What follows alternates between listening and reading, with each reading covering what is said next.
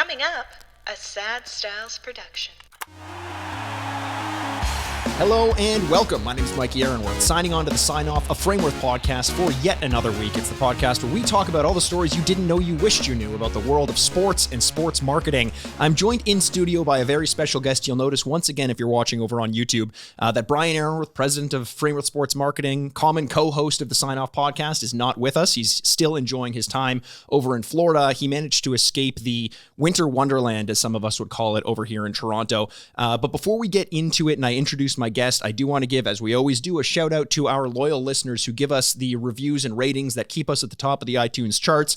This one coming in from Apple Podcasts, Waterford.Jeremy. Very interesting to hear what goes on behind the scenes. You get a very different perspective relative to just watching your favorite player or team. Recommended for any sports enthusiast or casual viewer. We welcome the sports enthusiast and the casual viewers alike. So thank you so much, Jeremy Warford. I'm assuming that's last name, first name. Reach out to us, signoffpod at frameworth.com, Jeremy. If that was your review, we're going to get your address and send you out a signed Morgan Riley 8x10 photo. You got 30 days from the drop of this episode, so make sure you're listening. But without further ado, enough patting on the back. I'm so excited to get to our guest here. On the sign off today is a longtime friend of Frameworth's, as well as one of the most charismatic characters you'd ever want to meet. He had a storied career playing hockey in Germany, earning himself a retired number and the nickname Mr. Ice Hockey. I'll ask him if I'm pronouncing that correct, but now spends his time focusing on many charitable causes. He's the co-founder and global director of StopConcussions and a co-chairman for Shoot for a Cure. We're joined by the hockey player's hockey player and host of the podcast, Gouche Live, Kerry Goulet. Wow. Where do I send the check? Unbelievable. Thank you so much. It's an honor to be here. Obviously, Brian and I go way back, and of course with you, Mikey, sorry. It's unbelievable what I've seen here today, and what you're doing is absolutely fantastic. Spreading the word of a great hockey country, and of course, most importantly, a game that we all love, and it's ingrained in us, and it's always been like that for me. So thank you for having me. Well, one of the reasons I'm so excited to have you on is, we do spend a fair amount of time talking about hockey in general, and we can touch on, what the Maple Leafs are doing and how they've been doing. But what we like to focus on more is the industry around sports. And that's something that I think you are kind of a beacon for. I mean, you have your career and your playing days and your storied career, especially over in Germany. But after that, you've started to create this entire industry, and it seems like you're constantly doubling down on your efforts to improve upon the hockey world in as many ways as you can. And we're going to get to a lot of those individual efforts, individual group efforts that you've right. put forward. But before we do that, I do want to give you a bit of an introduction, because you do have quite an interesting backstory as well as it pertains to hockey. So I want to talk about you kind of personally and your experiences growing up and playing in Winnipeg. And then we'll get into some of the work that you've done post your playing career. Before we do that, I mentioned your name, Kerry Goulet. Yeah. It's not your nickname, though. Your nickname is Gouche, yeah. And you're laughing, and it is a nickname that you've wholeheartedly embraced. As I mentioned, Gouche Live is the name of your podcast. Yeah. Where does that nickname come from? Well, it's actually, when I was 14, somebody called me Hungarian goulash in the corner in a hockey game, and came back to the bench, and one of the kids heard it and said, "That's a crazy name. It's a food group." And so when we were in the dressing room, everybody's joking around. Everybody in hockey, it's Goulet, or, always add a Y to it. And in the dressing room, one of the young guys said, "Hey, Gouche," just out of the blue, and then it just took off. And I'm actually better known in Germany by my number, 29, Gouche, than I am by Kerry Goulet. Is it in Germany? Is it your number? Would they say it in German? What would that be? Number 29? 29. 29. And your German's very good. So, there we go. And I'll tell you what, I want to just say right off the bat, listening to you, I've been on a lot of, you're very good. Oh, thank you very smooth. much. I love it. Thank you very much. Well, listen, I grew up in this industry, and I was I grew up among people like you who have a penchant for speaking, and I mentioned in the introduction your charisma, and that's something that's I've always been taken by it. You and I have kind of a past relationship as well, which we'll get into. I do, before we move past Gouche and Gouche Live, I want to talk about your podcast a little bit, which you do alongside Paul Rosen. Similar kind of to what we do. I mean, you do spend time talking about sports and the day-to-day and some of the rankings and the snubs of the All-Star game, et cetera, but you also focus on some other things like travel, health and lifestyle, that sort of thing. How much of you starting this podcast and continuing it was focused on hockey as a lifestyle, as opposed to just a sport that we watch? Well, I think the best way of describing what I do and what I've done is basically, I got to grade 12 by passing grade 6 twice, so I wasn't a scholar by any means. And I had an opportunity to go over to Germany, had a great junior career, never made it to the NHL, of course, and had an opportunity through the ability of given the gift of gab from my mother. I just, when I got over to Germany, I just embraced it. Here I am, a kid from Winnipeg, McDonald eating Molson Canadian beer drinker, going into a country where it's all wine and fine food. So I basically took it upon myself, and it's actually Paul Stewart that gave me this context.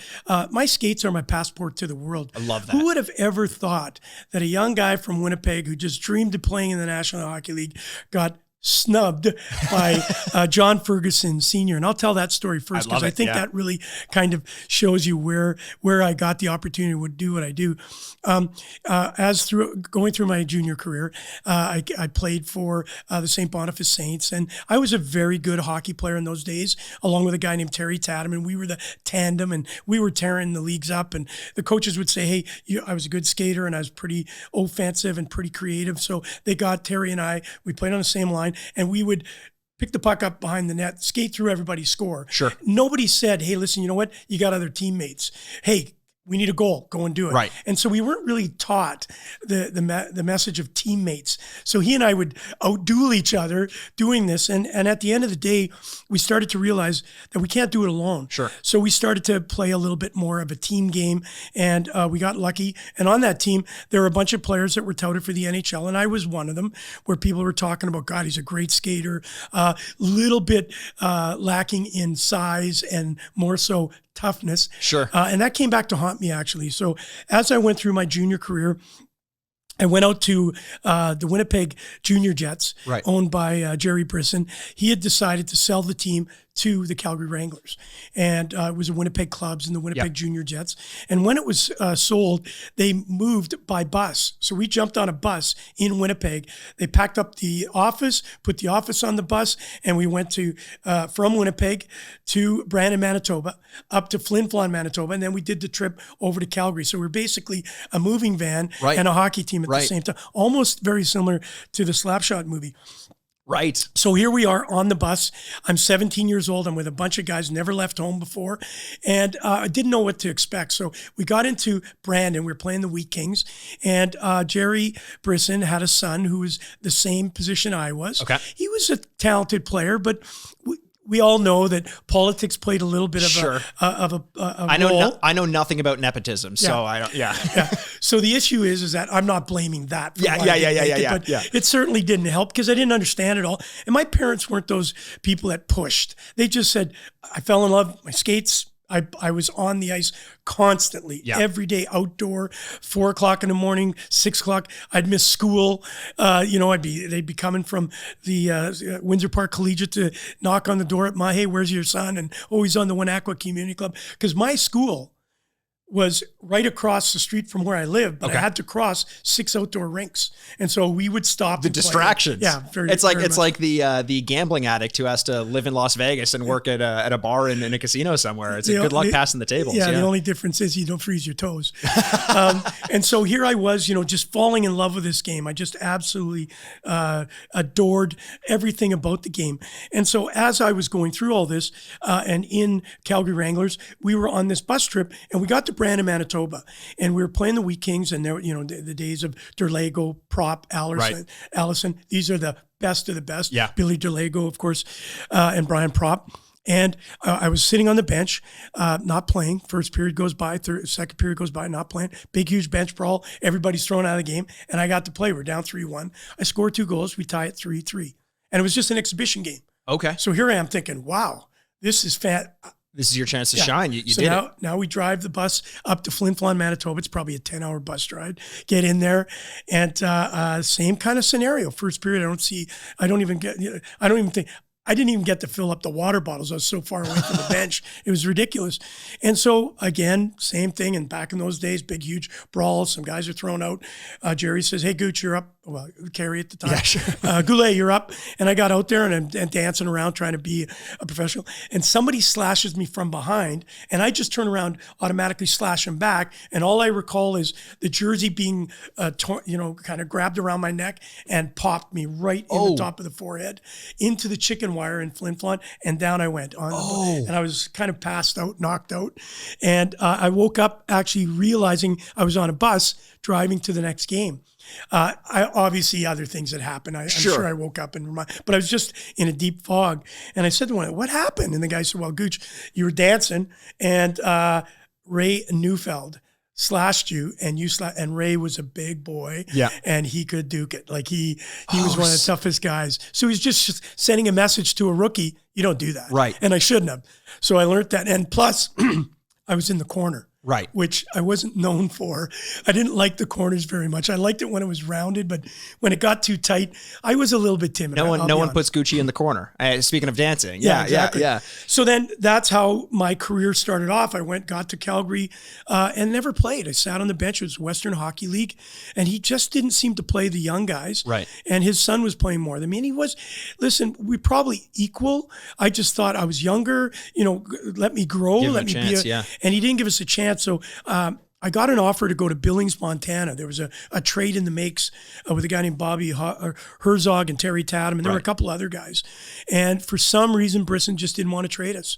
And so 4 of us or 5 of us decided that's it, we're coming home. Oh. I kind of regret it. I think I should have held out. You never know what could have happened. I could have maybe got lucky, and maybe one of the sponsors could have seen, my talent was more than not being tough and figure out how to make me, a better all around hockey player. I was a little bit undisciplined because I had the opportunity to watch Ulf Nielsen, Anders Hedberg, and Bobby Hall play in the World Hockey Association, and they never had wings. There weren't left wing, right wing. Right. They were all over the map, and I fell in love with that game. But back in my days, in 1977, 78, my draft year, it was the Broad Street Bullies. You're up and down the wings. If you're not Gretzky and you're not, a tough guy, you stay in your position. You're locked in it. But I grabbed the puck. When you say you went home from there, did you have something lined up? I didn't. So you basically, at that point, were you thinking you might be hanging up the skates? Well, I didn't know. I was so disgruntled. I was actually living in Calgary in my uncle's house. So everything was great. I was living with Bobby Herzog. He was a roommate with me. So it wasn't anything about the living standard. Right. And it was the old corral. I don't know, you're way too young, but you needed a ladder to jump over the board. You didn't jump over the boards there because you'd probably break your ankle. And very tight benches. You had 2 rows of benches. The atmosphere was a little bit off for me. It was all flight vests. Yeah. So the skill level at that particular time in the exhibition games, they really wanted you to show your stuff, right? You had to show that you could play the game, but you also had to be really tough. Yeah. And I had fights that, I think I was 0 for 66. And because you mentioned earlier that a quote unquote lack of toughness was part of your downfall. Is this kind of when you started to realize that it was being a detriment to your progression through the league? Yeah, and I'll get to that because you'll understand what is toughness, because I had no clue, because I wasn't a gym guy, bodybuilder by any means. So here I am now coming home. I get home. Obviously at that age, I got a bunch of people saying, hey, listen, come and play for us, this junior team. And I had decided to go back and play Manitoba Major Junior, which is a tier 2 rather than tier 1, thinking, I'll be able to hone my skills a little bit more. I know I'm going to, put up some serious numbers there. I know the coach, he seems to be a very good mentor for me. And so I decided doing that. And I got really lucky. I played with a guy named Ray Savard and we just tore it up. We ripped the league up. We didn't win the championships that year, but we did. I won the scoring championship. So I really got known throughout that. And there was a guy named Fran Huck who was a player that played for the Winnipeg Jets and also played for our International Hockey Canada, went and played in Europe somewhat. He became an agent. And he saw me play in the Manitoba Major Junior. He said, listen, I think you got some skill here. I'm going to if you don't mind, I'll represent you and I'll throw your name out a little bit. And so he actually went to the Winnipeg Jets, and the Winnipeg Jets came out and watched me play. And they were impressed with my skating ability, because that was my biggest asset.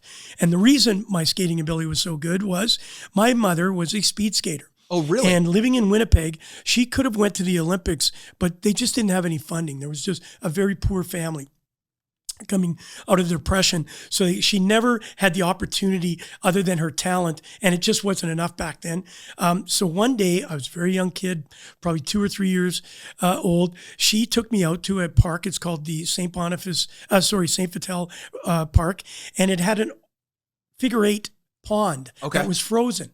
And she'd get her skates on, these long speed skates, bought me a set of little tube skates, and she would put a scarf around her waist. And I can remember her skating and me gliding around her at freezing temperatures, snot hanging everywhere. And unbelievable. Yeah. Now, can we put that on pause for a bit? Yeah. So your Winnipeg is coming to see you play, but I wanna contextualize a little bit here, because you mentioned one of your big skills being skating.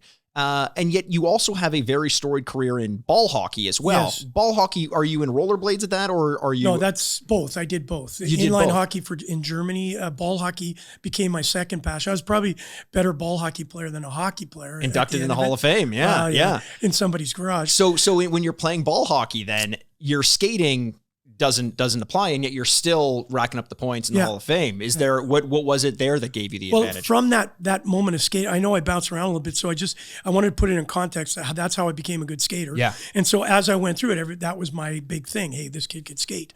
And so as I was going through my time, trying to develop and not being tough, I decided, okay, ball hockey and lacrosse. I only played a little bit of lacrosse, and it was, that. I was going to say a pretty tough sport. Yeah. I realized that ball hockey was, I loved it. You couldn't glide. Right. You had to run. So the conditioning, ball hockey helped me perfect my other parts of my game to go and play and have the career I had in Germany. So I give it full marks. And you and I didn't realize this, but 5-6 years ago, maybe more than that at this point, you and I played ball hockey together in the Road Hockey to Conquer Cancer tournament in Toronto. Yeah. I didn't realize I was playing with a Hall of Famer at the point in time. I could tell once you started to take those shots, but I didn't realize how much you had done with ball hockey at the time. Just a little aside there. Yeah, thank you. Yeah, I represented Manitoba. It was called the Grasshoppers. Yes. Art Watanabe, who's no longer with us.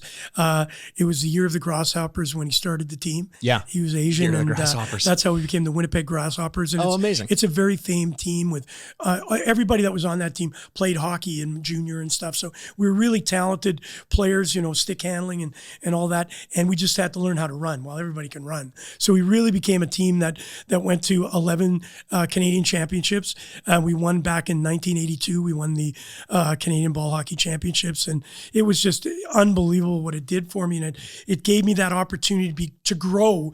And I played football and basketball and soccer, and I was no good at most of those, but I was baseball I was pretty good at. So I had to make a decision between those two things. And ball hockey gave me that even more desire to play hockey. I love that the story is here with Winnipeg coming to see you play, with the Jets coming to see you play. And we kind of take this little side, kind of like Karate Kid, to see how you developed your skills and all that. Was there any wax on? Was there any painting of cars? Who knows? But how did that go with the team? So then the Jets came out, and Fran Huck was negotiating with John Ferguson Sr., if you remember the days where the Winnipeg Jets were coming out of the World Hockey Association and going back into the NHL in 1978.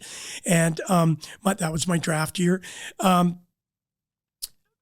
had got me a tryout with the Winnipeg Jets. And the letter that I've got on my wall is from John Ferguson Sr. And it says, Kerry Goulet, if you do not get drafted into the NHL, we're very interested in inviting you out to camp, to our pre-rookie camp. And you still have that letter? I still have the letter. It's got the Winnipeg logo. That's great. And John Ferguson Sr.'s logo. And if anybody remembers John Ferguson Sr., arguably one of the toughest men ever to play in the National Hockey League. So I then get an opportunity to come out to the Winnipeg Arena, which was a phenomenal facility where the WHA Jets had played, and I'd watched so many games there as a kid. I got an opportunity to do a two-day camp at the Winnipeg Arena, and it was a pre-rookie camp, so it's kind of a walk-on type tryout. Sure. They're bringing all these diamonds in the rough that didn't get noticed. Yep. And they brought them all together. And it was 2 days of a slugfest. Like I think I was in 5 or 6 fights. Oh. I was more the Zamboni than the Zamboni because they were, scraping me off the ice a few times. And hey, I was honest. I couldn't fight. I wasn't, God, I'd punch somebody and I'd break a hand, or by the way, I may break their nose and see blood. And so lose. Yeah, exactly. Yeah. So then after the camp, which was absolutely incredible, that John Ferguson Sr. called in everybody that he was going to let go. And I got to sit with Fran Huck, John Ferguson Sr. in the office in Winnipeg Arena. And he looked at me and said, kid, you are an incredible skater. I love what you can do. You're offensively good. And I said, well, I didn't get to show you because I was fighting. And he said, no, but we just don't feel you're tough enough. So here's what I think we'll do. We'll send you down to Sherbrooke, Quebec, and let's see if we can toughen you up. And I was in tears, of course, leaving that room, knowing that my NHL dream may be over. Here's the toughest guy in the NHL telling me, I'm not tough enough.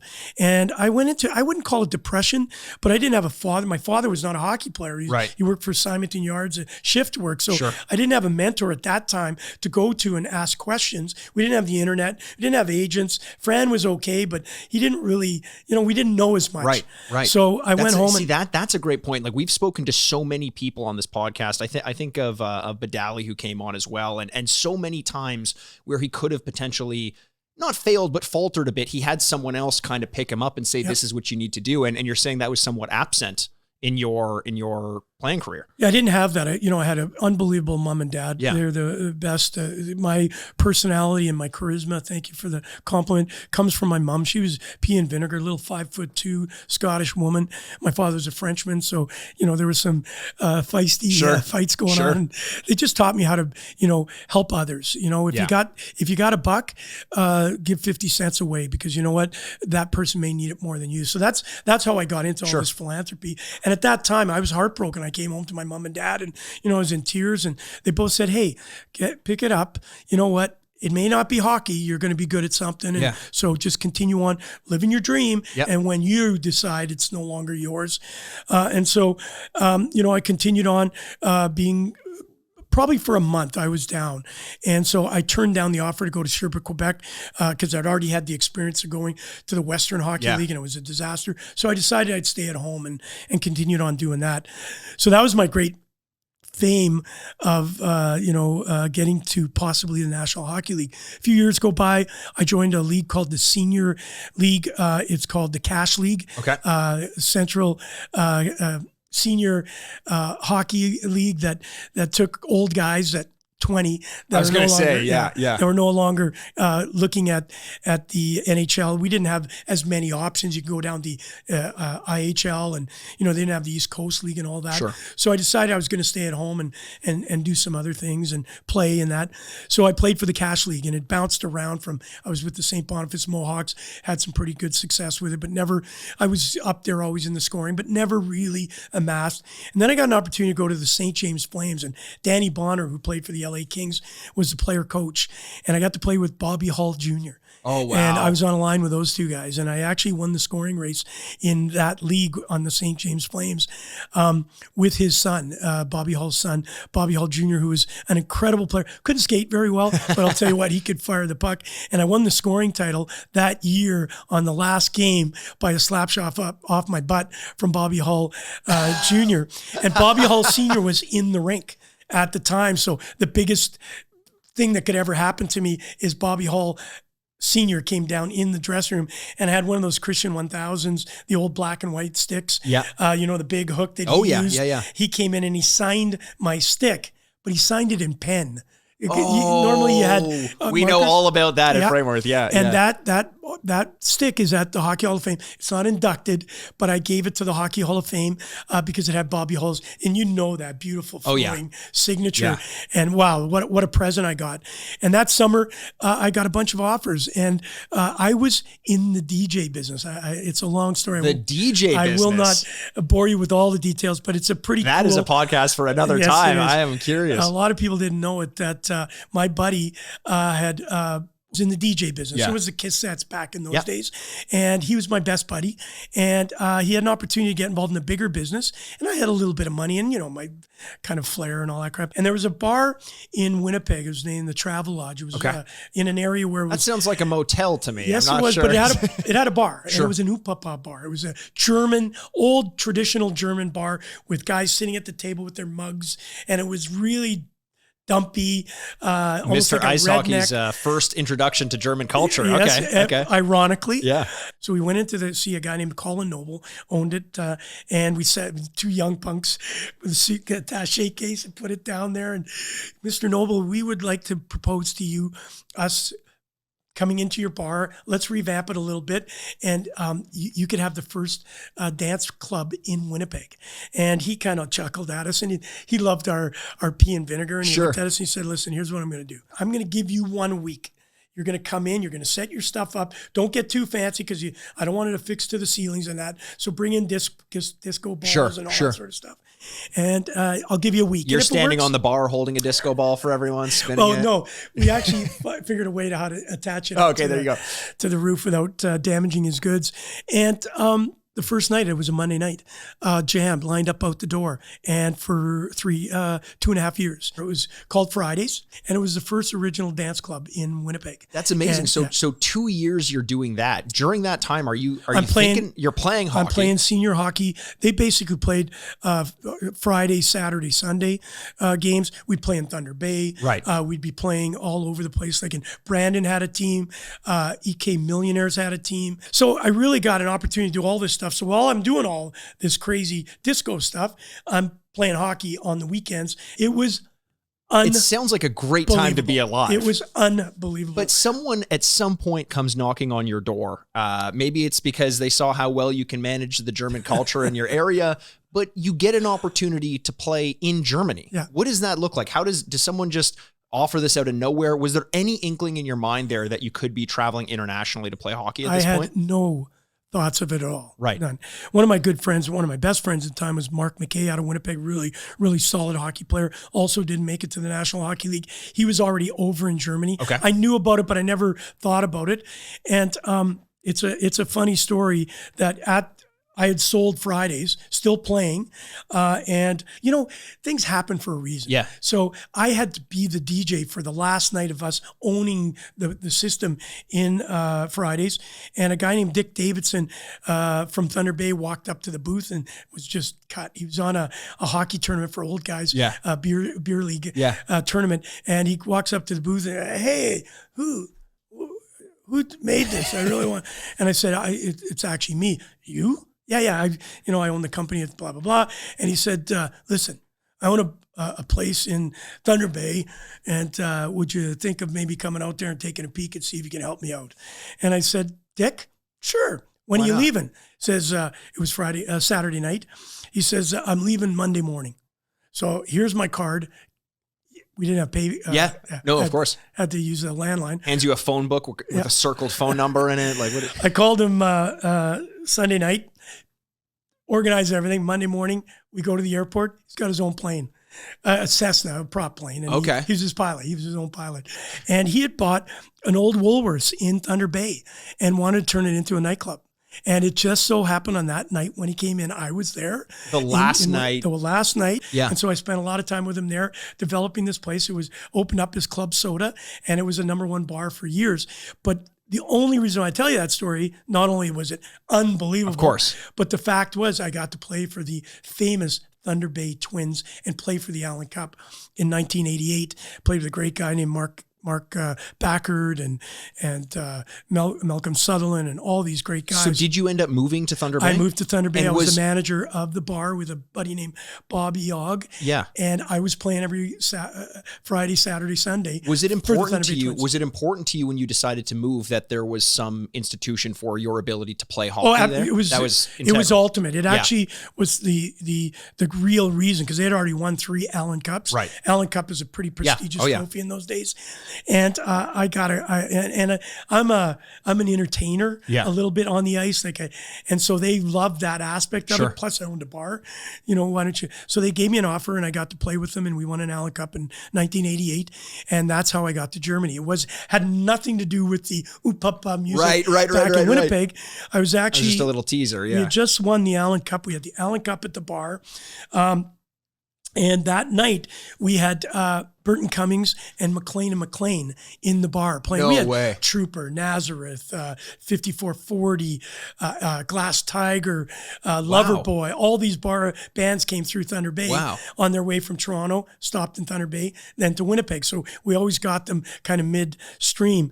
And so little did they know they were playing for the future Mr. Ice Hockey. Yeah. Come on, I'll give tell me you a break. that in a few seconds. That's kind of funny too. But so as this is all happening, I'm neither a businessman or a pro hockey player. I'm just an average dude, just go out. And how old are you around this time? 22. 22. Okay. No, sorry. At that time, I was 27. Okay. So I meet a girl.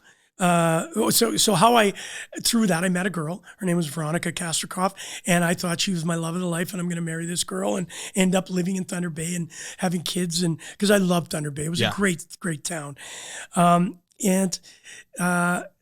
We win the Allan Cup. We're back at the bar. Burton Cummings and I are drinking out of the cup with all the players, and we're rock stars. It's unbelievable. And also, I ran the bar, so I had to be. I learned very early in all of this: no drugs, no over drinking. Sure. Because if you do, it ruins a lot of careers. And I watched a lot of guys, both for bartenders and hockey players, and bar owners. Yeah. Right. You get in trouble, get hooked up with the wrong girl. Exactly. You do. It's a bad scene. So I was lucky and blessed that happened, that I was able to control those two things, and especially going over to Germany, thank God. Sure. I didn't have any type of alcohol issues. So I'm sitting in the bar, the actual my office in the morning, the next morning, a little bit hungover, and the phone rings. And a guy named Luke Nielsen's on the phone, and he said, "Hi, I'm Luke Nielsen. I'm from Holland. I'm an agent for European hockey players. I'd really like to see if you'd be interested in flying over to Fife, Scotland, to play hockey. I think I have a team for you. I've watched you play this whole series, and I think you could be absolutely phenomenal in Europe. You're a great skater. You're an entertainer. It's made for you. It's a fourth division team. It's not going to pay you a lot of money, but what it's going to do is it's going to give you an opportunity to see Europe and maybe expand. Sure. But more importantly, the perks are going to be a little bit of money, but you get to play once a week on the practice course in St. Andrews. Yeah. And once a month on the big course for free. Whoa. Okay. Pumped. Yeah. Gouche is pumped. So I go home. After winning an Allan Cup, this is Sunday night, things are moving really quickly. I own the bar, so how do I, with my buddy Dick Davidson, I know that there'd be some huge decisions to do it. So the first person I go to is Veronica, my girlfriend at the time, and I said, "Hey, I've got an offer to go and play hockey in Europe." And again, I'm 27, I'm running a bar. She was a bartender with us, and she said, "It's done. You're 27. You got to think about us and raising a family." And I said, "But that's the point. I'm only 27. Yeah. We have an opportunity to go visit Europe. Yeah. It may only happen. We only stay 6 months. Yeah. But we're going to be in Europe." And she hemmed and hawed. And finally, a couple days later, she said, I only had 3 days to make the decision.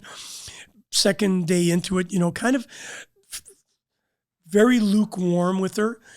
She was she was a twin, and only had a mother, and they were very close. So she knew she'd have to leave that environment to go and do this. And she basically said, "Kerry, I don't want to do it. I don't want you to do it. I'd like you to stay. Let's continue on doing it at the bar. You got a great future. You can continue on playing for the Thunder Bay. You got everything here." Yeah. And I said, "Were you making money playing hockey it wasn't, at Thunder Bay? like not what you'd be making. $500 a week. Yeah. You know, so, and it's just, cash. Hopefully, CRA's not. I was going to say, hey, the 7 years have passed. I think we're good on that front. Yeah. And I basically said to her, "Listen, you know what? This only comes around once. I'm going to be actually technically a pro player for the first time. I'm actually going to be able to play in another country. I want to do it." And she said, "Listen, you got a decision to make. I'm not going to go. So it's either you stay with us and we, build this family, or you choose hockey. Wow. And I sat there for a few minutes, and I'm not good with ultimatums. And I said to her, Veronica, I love you dearly, but pack my bags, put them in the trunk, I'm going. Wow. And it was basically that harsh. I left. It was sad. It was tough, but I left. And then she followed me later on and absolutely hated it. And she only stayed for a few months and went home. And I just loved it. I missed out the most important part. I turned it down. I apologize. I turned it down to go to Fife. And I kicked myself in the butt because she didn't want to go. So I decided at that time to be with her. Okay. And then a couple of weeks later, Luke calls back, and the second callings don't come around. Luke called back and said, hey, listen, Kerry, Fife, Scotland may not have been your thing. I know maybe your girlfriend didn't really think, English, all that sort of stuff. I found a place. It's also a 4th Division team in Germany called Eschweiler. Okay. It's on the border of Belgium and Holland, and it's the perfect place for you. They can't afford much, but you're the guy. You will absolutely love it, and you're only allowed 2 imports. So now I'm really excited to go back to Veronica thinking, Germany, she's going to just say, this is the greatest thing.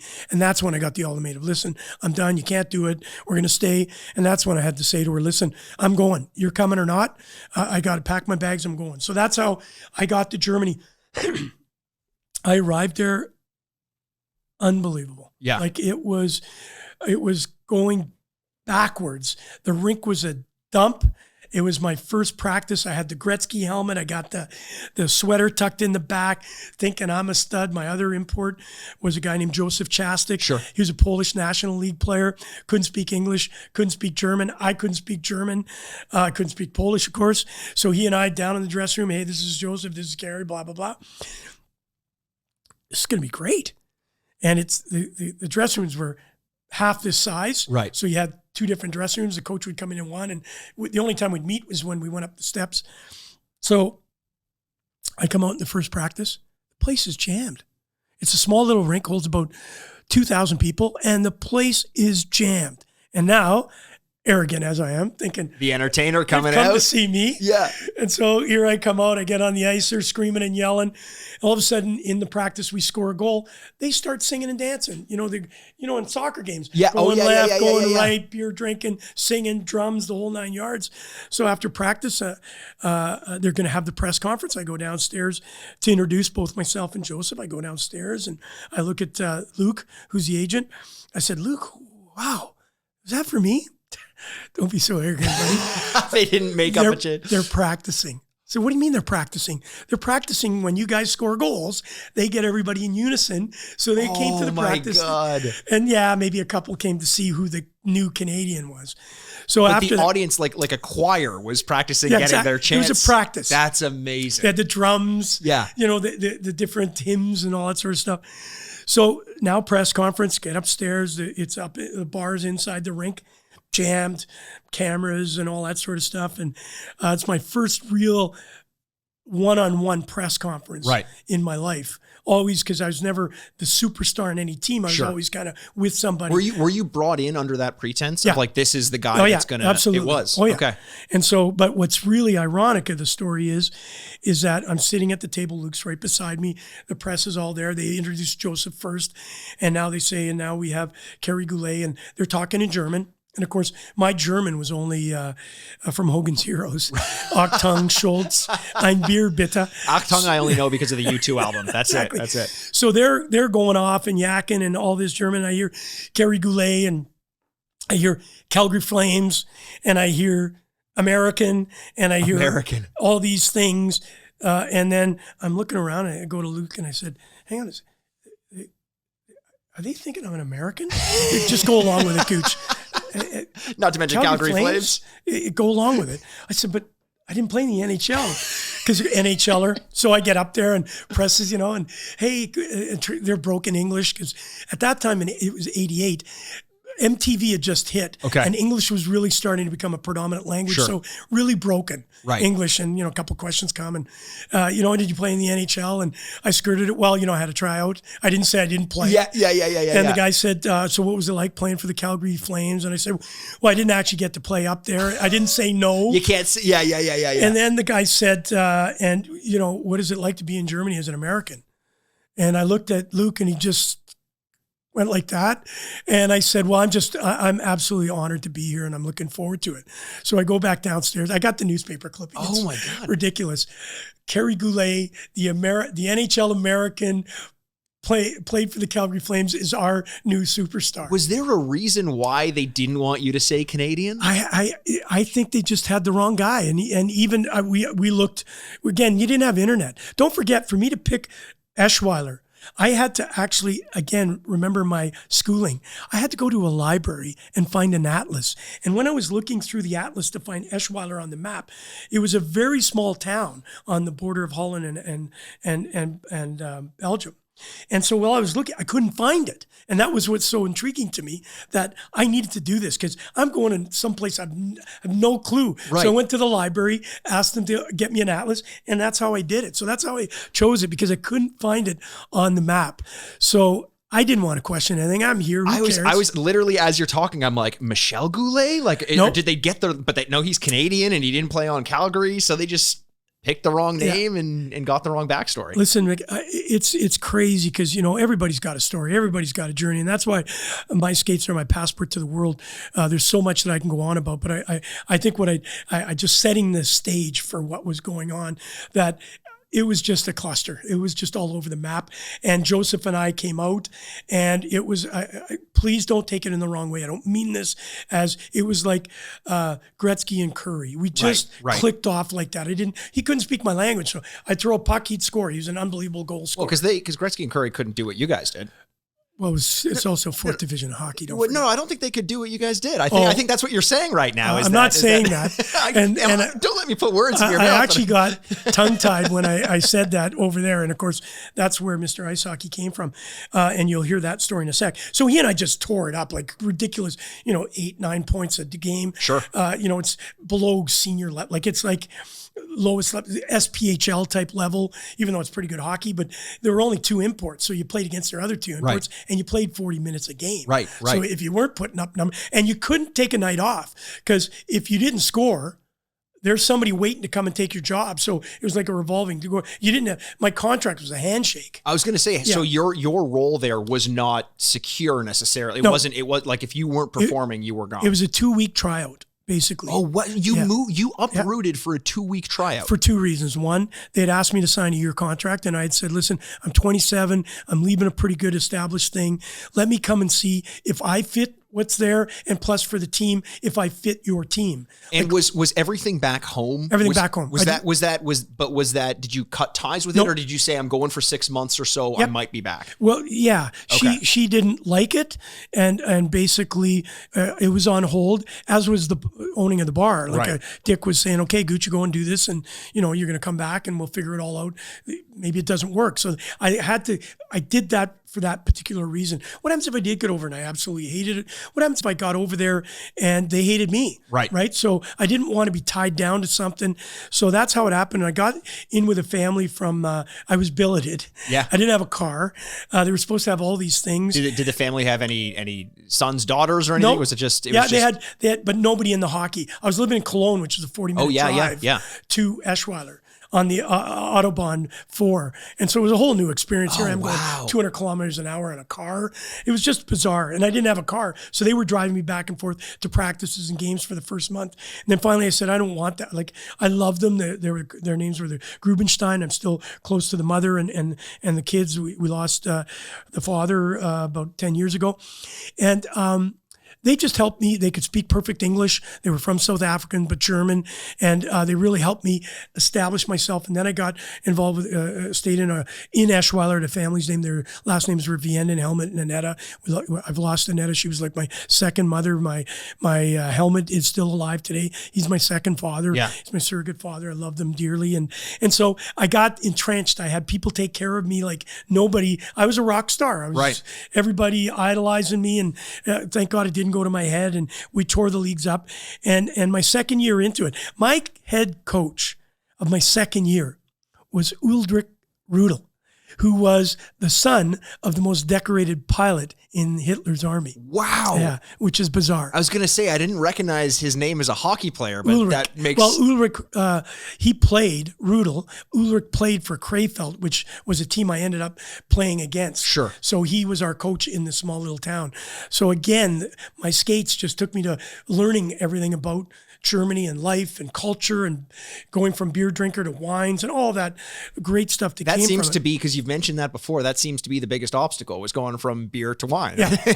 And, just eating McDonald's burgers, which I ended up getting a gold card from Hans Hanna when I moved up to Timmendorf, a gold card for McDonald's so I could eat anywhere for free, which was unbelievable. And You still own that? hence, well, you can see by the body. This is not COVID-19 body. This is COVID-25, and those are kilos. So as this all played itself out, I became better known as an entertainer. Yeah, I was putting numbers up, but I would sign everybody's autograph. Sure. Some people thought it was arrogance, but it wasn't. I just, God, you paid money to come and watch me play. Sure. I'm going to sign. I'll sign your socks. I don't care. Yeah. And so I signed and spoke to everybody in broken English and stuff. And then 2 years into it, I had a Herr Adler and Herr Daniels from Timmendorf Strand, which is on the Baltic Sea. It was a Just for our listener, when you're saying that, Herr is Sir Mr. or Mr.? Yeah, Mr. Sorry. Yeah. And in German, it's du and sie. Yeah. So the masculine, feminine. And of course, if you know somebody, you use sie. Right. And if you don't do, so there's a wall around Germans until you actually get in. Yeah. But because I was a hockey player, it was automatically in the wall. So they allowed me to call them Mr. And so Adler, and every time I played against Timmendorf Strand, it was called, I had my best games.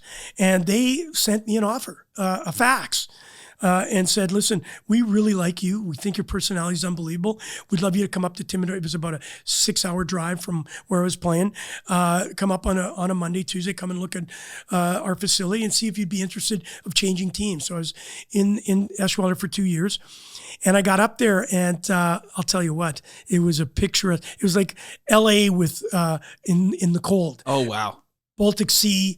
They had an apartment they were showing me that I would live in. It was unbelievable. Did they, in the facts that they sent over to you, did they write your name as Herr Eisenhockey? No, Ice hockey. Yeah. You're loving that. It's not there yet. I'm liking that quite. Yeah. So I went up there, and they wined and dined me just like an NHLer, I guess. And we went back to the rink. The rink was okay, but very low ceiling.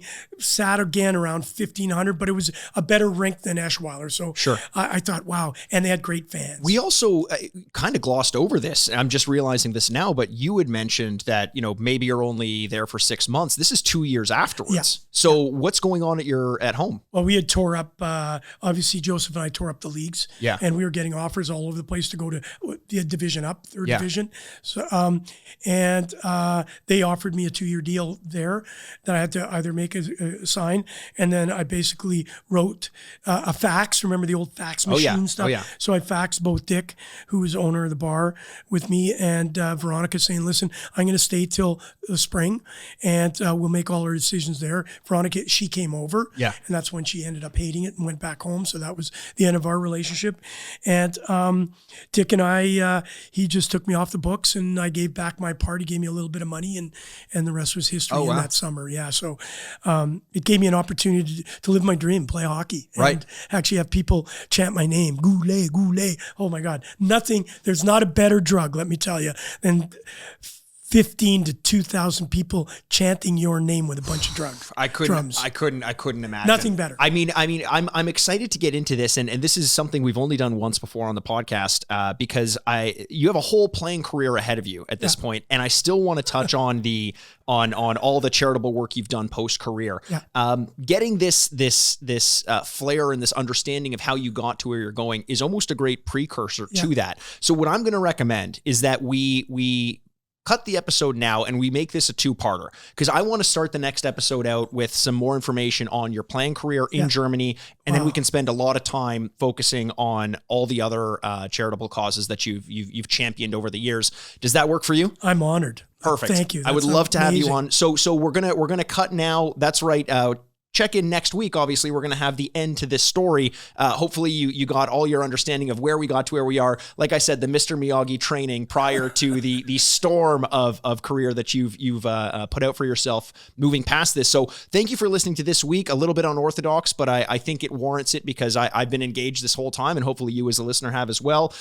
Kerry Goulet, in the meantime, is there anything that you want to shout out? You want things people to check out? We could touch on that in the later episode, but where do you want to send people to find out more about you? Obviously, this Saturday night, January 29th, I'm doing Take the Jersey Off My Back. So you literally can take this jersey off my back. And this jersey, it was actually worn by Wayne Gretzky in Australia for the Team Goulet versus Team Gretzky. I know we'll touch about it on for the next episode. The listener, you could see it on YouTube. If you're not watching on YouTube, Kerry is wearing a jersey. It's from the Ice Hockey Classic of 2016. Yes. So just to provide some context there. And I've got 150 jerseys collected in my own career. And I'll tell you the whole story, how that all came about. But please, it's all in support of helping athletes that are suffering from concussions and mental health. And just because it's a pandemic doesn't mean they're not suffering. Absolutely. So and where do they find this? They can go to StopConcussions.com/shop. And when you go there, it opens up and it's an auction that starts on the 29th. And I'll be hosting my own show from the bottom line that day, a 1-hour show where guys like Brent Burns will come in and say hello. And amazing. Not physically. And we're going to be telling everybody about all these great jerseys. They start at $25. They're sitting in 8 bags of hockey bags downstairs in my basement. So amazing. $25 for our charity. I'll send you one of the jerseys. And of course, it'll all go up.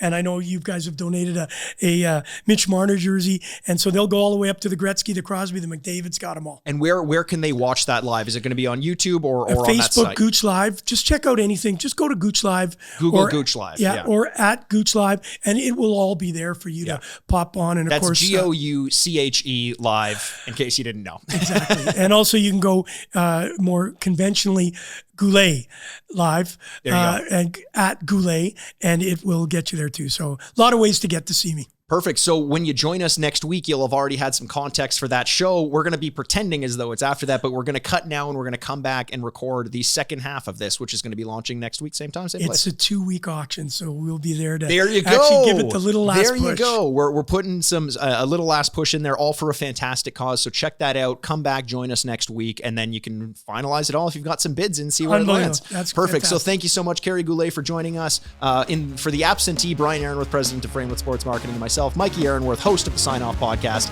This is us signing off. Well, ladies and gentlemen, we made it to the end of yet another episode. Thanks again so much for joining us. You can find videos of all of our episodes on YouTube by searching the Sign Off podcast. You can also follow us on Twitter at Frameworth Sport or Instagram at Frameworth Sports. And hey, if you're not sick of me yet, you can find me on Twitter over at Retrograde Mikey, or you can always find me embarrassing myself over on Instagram at Aaronworth. The Sign Off is a proud product of Fadoo Productions and Sad Styles Productions, executive producers Mikey Aaronworth and Andrew Bascom. Until next week, this is Mikey Aaronworth, signing off. Furnished by Sad Styles Productions. Get into it!